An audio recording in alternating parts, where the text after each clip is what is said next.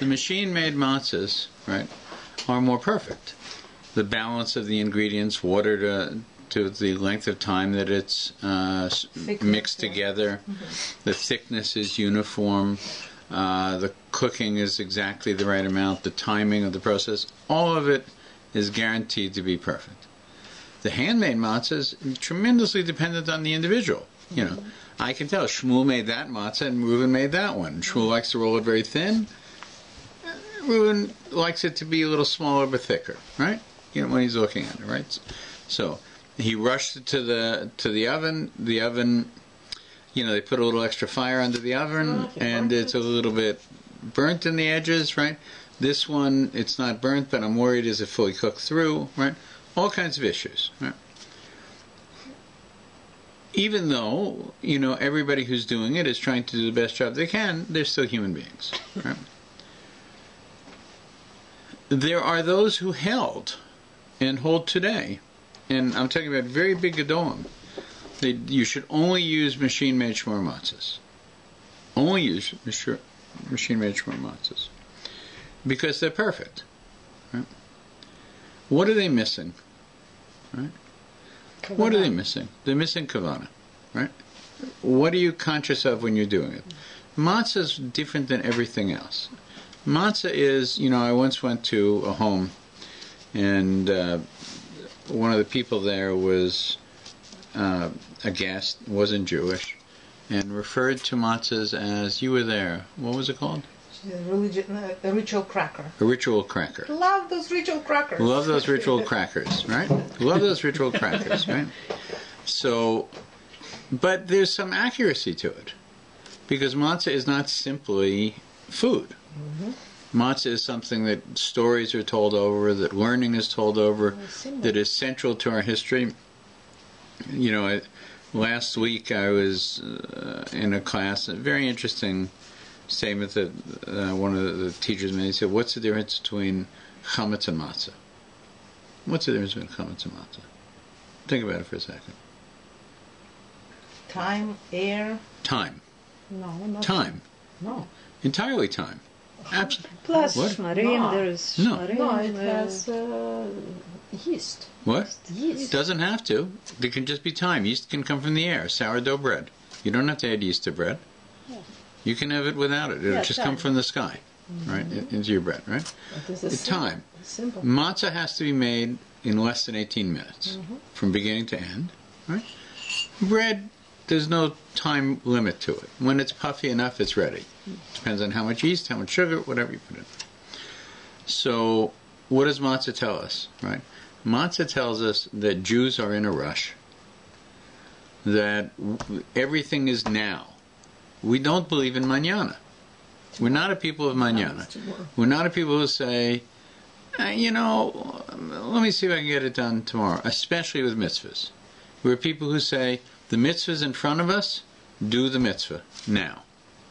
Yes? And at the same time, the concept of delayed gratification, you're about to eat bread, no, not now, let's wash hands, let's say bracha. There is a no, actually, in that case, you're not delaying it. You're actually doing the mitzvahs first to get to the bread. Right? In order to eat the bread, you have to wash your hands, and and the time between washing your hands and eating the bread should be as compressed as possible, right? You know, our goal is when there's a mitzvah in front of us, rizus, right? And that's what matzah tells us. So that has very little to do with... You don't even talk, you just eat. That's right. That has very little to do with machines or people, right? The person making the matzah realizes that this is an important thing. And if you go to a matzah factory, you'll see all over the factory signs, right, that say, this is for the mitzvah of matzah. I have a consciousness when I'm making it, when I'm rolling it, when I'm doing it. We always talk about how important it is, you know, for that when wives make challah, that they have a certain thought process. They make brachas when they're doing it. They're separating it. They're thinking about people who have certain needs with it, right? It's very important. How much more so with matzah, right? So then the question was raised, well, the person who presses the start button of the machine, right? Where's his mind at that moment? He could be a very big Rebbe with tremendous kavanah at that moment. And when he pushes the start button, In principle, all the matzahs made by that machine should have those thoughts into it, right? Yeah. That would be the argument. It didn't fly in the community. The sense was... people who roll matzah, their name is Luda and Natasha. They're not supposed to be. It's not supposed. Majority of people. It's not supposed to be. Yeah, there are hired workers. No, by the way, it's not supposed to be. Depends And don't jump to say it. Mm-hmm. Don't jump to say it. Right? There are situations where it has happened, but it's not something that's correct. We know that. Actually, I saw once a program about Montreal, how they in Montreal bakery, how they're doing the challah and everything. It's only all Jewish people. Whatever. And certainly for the movie it was. For sure. I don't know. I don't know. But in any case, the principle is, with those kinds of things, that the thoughts of the people who are doing it, that are involved with the mitzvah, are very, very important. They imbue the object with the mitzvah. They imbue the food you're going to eat on Pesach with the thoughts of the person who's doing it. When the sandek holds a child at the time of the bris, it's very important who the sandek is. Not because he's a godfather who, if somebody passes away, will take care of him. No, because he's actually imbuing the child at the moment that he enters into the covenant of Abraham with thoughts that are tremendously important, which will impact him later on. They're not things that are just airy-fairy things. And I see it all the time. I see it with families that have 3 children. One had this sandek, one had that sandek, one had that sandek, right? Because they were being polite. They wanted to make sure each grandfather had, or each uncle had, whatever, right? And the sandek is called the Baal of Bris. The boss of the bris is the sandek. Actually, not the male. It's the person who's holding the child. So we hold that a person's thoughts at an important time imbue the situation going forward. And we hold that you can't do it through a machine. Right? Now, having said that, right, there are those people who are very, very high level who will only eat machine matzah. Only eat machine-made shmur matzah. Right? Most people would prefer to go with a handmade shmur matzah because of the thoughts that are imbued in it. At least for safe.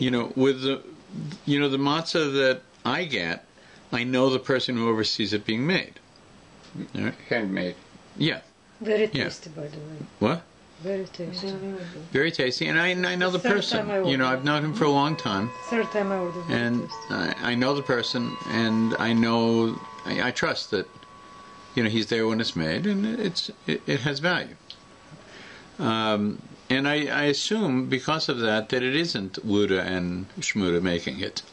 That it is Chaim and Reuven at that point. And that they're remembering, when they look at the signs, that they're doing it for the mitzvah of matzah. And that has a value to it.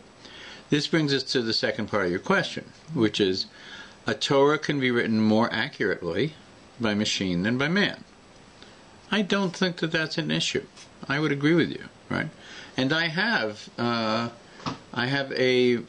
Sefer Torah that I use. It's a Chumash. It's not a Sefer Torah, but it looks like a Sefer Torah that I use to teach people sometimes. What's the difference between it? The difference between it is, if I drop it, I pick it up and kiss it. There's nothing too serious about it because it wasn't written by somebody who had in mind what they were doing, who was going to the mikveh regularly before writing God's name, who had those things. Now, having said that, it's not as though we ignore computers, right? If you talk to sofars, they'll tell you that any Sefer Torah you buy, right, before it's sold today, has been through a computer, right? There are computer programs that check the Sefer Torah to make sure what the sofer did is correct, right? And if it isn't, they flag it. The computer flags it. By the way, sorry, in Israel they have new things. They put something on the feather that they're writing the Torah, and this thing tells you if you did a mistake. It's connected to the computer, and software is writing, and it sits on the top of this. It's not pen, it's feather. Yeah. It was a very smart goose. It's feather or wood. Sometimes wood. And this thing, by how you write it, is... I wouldn't trust this program because it's, again, image recognition programs. They do mistakes. They make mistakes. Exactly. So the way Torahs are checked today is a combination of the traditional way and the new way. The first thing they do is they run it through the computer. They run it through the computer.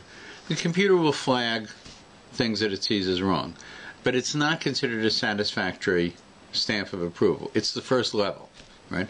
Then it's checked by other sophers, who will go through it letter by letter, checking it, right? Generally speaking, when you get a new Sefer Torah, it is accurate. There aren't problems with it.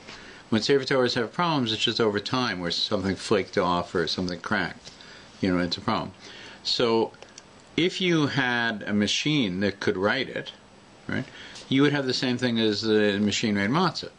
You would be depending on the state of mind of the person who pushed the start button as imbuing your Sefer Torah with the right kavanas. Sophers are very, very serious about about their meditative process when they're doing this. They go to the mikveh very regularly, more than once a day, right?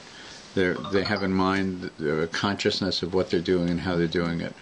And, if you don't believe that a person's state of mind can impact the objects around them, then all this sounds like foolishness, right? If you do believe it, then it doesn't sound like foolishness. You're very concerned about who is your sandek, who is your sofer, who made your matzah. They all become important to you. Who cooked your food? There's an expression, food is cooked with love, right? What does it mean? Somehow it means that the person cooking it, who cares about you, has imbued something into the food. Now, lest I sound completely crazy to anybody who's watching, I think everybody in the room knows of different experiences that have happened when people talk to their plants, when when nice music is played in an aquarium or in a place where plants are growing. These things all seem to affect it. When you shout at water, it changes its composition, apparently, than when you talk to it gently. I can't list all the different experiments, but it seems that objects that are not what we would think of as a living, breathing animal, we're not surprised when a dog reacts well to nice words or is scared of harsh words, but we don't usually think that an ear of corn is in fact affected by shouting at it, but apparently it is, right? So that would lead to an argument that imbuing things with a bracha, imbuing things with a state of mind, has meaning, has significance, right? If you hold that it doesn't, then for sure machine-made Torah will be more accurate, just as machine-made matzah will be more perfect in its composition. But it will lack the input of the individual, who made it. And by the way, I'm not talking about artistry. Artistry obviously takes it into a different place. That's original thinking. But a Torah is not supposed to be original. Torah is supposed to be a duplicate of previous Torahs that was made, as is matzah supposed to be made a very specific way. Right? So one could argue, but I think most people will tell you they care a great deal about who the sofer was for their tefillin, who the sofer was for their if they bought a Torah for a shul, who was responsible for making it, not just the quality of it. Everybody's excited. Well, is it heavy? Is it light? Are the letters big? Are they easy to read? For sure, that's true. But they also care about the quality of the individual who made it because they feel that it's imbued into it. Right?